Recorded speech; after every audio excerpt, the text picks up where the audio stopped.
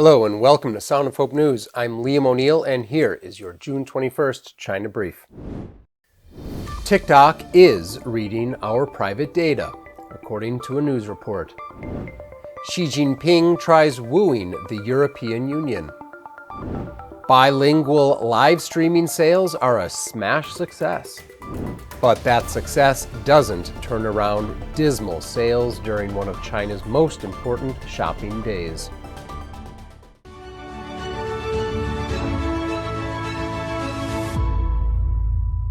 A new report claims that the Chinese Communist Party-affiliated TikTok platform has access to private user data in the United States. BuzzFeed reported on June 17th that more than 80 non-public recordings provided definitive proof that U.S. user data is being passed on to China. The recordings ranged from small meetings with company leaders and consultants to full policy speeches. The recordings are corroborated by screenshots and other documents. BuzzFeed's investigation is based on statements from 9 TikTok employees and concludes that at a minimum, Chinese engineers had access to U.S. data between September of last year and January of this year. Everything is seen in China, said a member of TikTok's Trust and Safety Department in a September 2021 meeting, according to BuzzFeed. In 2020, President Trump said in an executive order that TikTok's data collection could potentially give the Chinese Communist Party access to personal and proprietary information about Americans. He expressed a fear that many members of Congress had as well, that TikTok's parent company, ByteDance, was engaged or could be engaged in data espionage, affecting 1 billion users. Senator Ted Cruz called TikTok a Trojan horse used by the Chinese Communist Party to influence what Americans see, hear, and ultimately think. Adam Siegel, director of the Digital and Cyberspace Policy Program at the Council on Foreign Relations, said that if the Chinese are still accessing it, the data will end up in the hands of the Chinese Communist Party intelligence. Elon Musk famously tweeted, "Is TikTok destroying civilization?" With American lawmakers like California's Eric Swalwell being deeply involved with Chinese agents, many Americans are left wondering the same thing.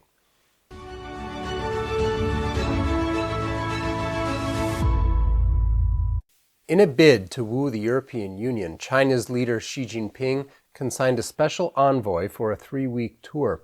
This is in response to souring opinions of Beijing over the Russia-Ukraine war. Wu Hongbo, special representative of the Chinese regime on European affairs, has met with European Council cabinet members and European Commission presidents since May 24th. His trip also included stops in at least 7 countries, including France, Germany, and Italy. Beijing wants to change the tone of the story, but they have gone too far, said a European business leader who wishes to remain anonymous, according to a CNBC op-ed. As with many projects at home, China seems to be pressing too hard and attempting to force itself on the EU. According to one senior EU official, Wu's trip follows an unsuccessful attempt by another Chinese diplomacy tour of Eastern European countries last month, reported by the German Marshall Fund of the United States, a German-American think tank. Ambassador Huo Yuzhen, Beijing's special representative for the China Central and Eastern European Investment Cooperation Fund, had visited 8 countries in the region. However, she was refused a meeting with government officials in Poland, seemingly because of frustration over China's support of Russia. Wu addressed the Russian-Ukraine war only indirectly, while declaring clearly that China provides better economic opportunities for Europe than the United States. Xi Jinping's Belt and Road Initiative has floundered. One of history's most ambitious plans, it sought to pivot the world dramatically towards China through infrastructure projects. But detractors said the initiative undermines global stability and increases the likelihood of sustained debt in emerging markets. China's recent downward economic turn further makes the BRI unfundable. Former Australian Prime Minister Kevin Rudd, president of Asia Society, is not optimistic about China's economic prospects and that it will miss its 5.5% growth target this year. For Mr. Xi, failing to reach the target would politically be disastrous, Rudd wrote in the Wall Street Journal recently. More than 10 Chinese property developments have defaulted in recent months, while China's tech crackdown has shrunk financial markets to the tune of $2 trillion, according to CNBC. Xi's hardline zero-COVID policy and mass lockdowns and the resulting global supply chain chaos is not sustainable, according to UN officials. Craig Singleton, a senior China fellow at the Foundation for Defense of Democracies and a former U.S. diplomat, wrote in Foreign Policy, China's fizzling economic miracle may soon undercut the Communist Party's ability to wage a sustained struggle for geostrategic dominance.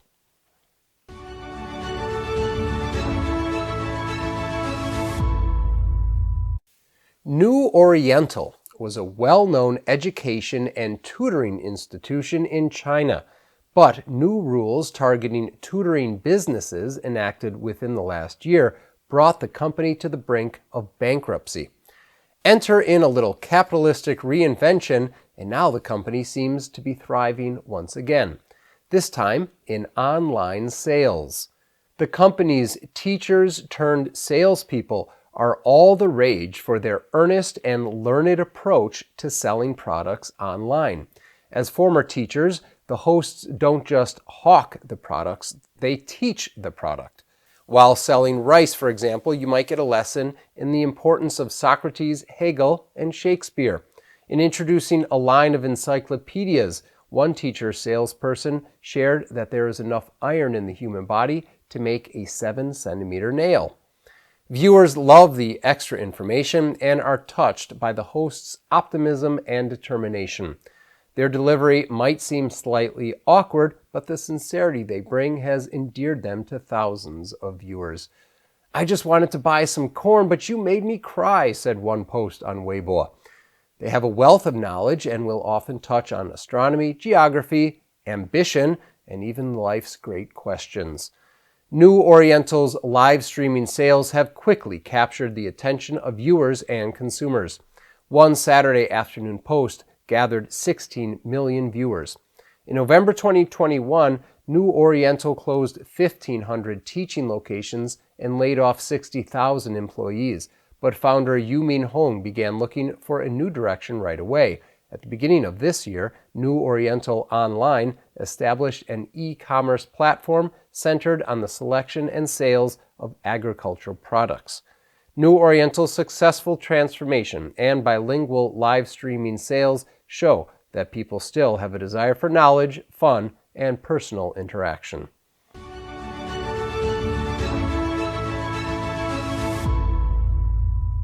For the last decade, June 18th has been one of China's largest shopping days, somewhat like Black Friday here in America. But this year's 618 Shopping Festival was dismally quiet. Liu Lijun, vice president of JD.com, shared that buyer activity is down. Many have pointed to the fact that there's very little cash available, and what cash is on hand is better left in the pocket.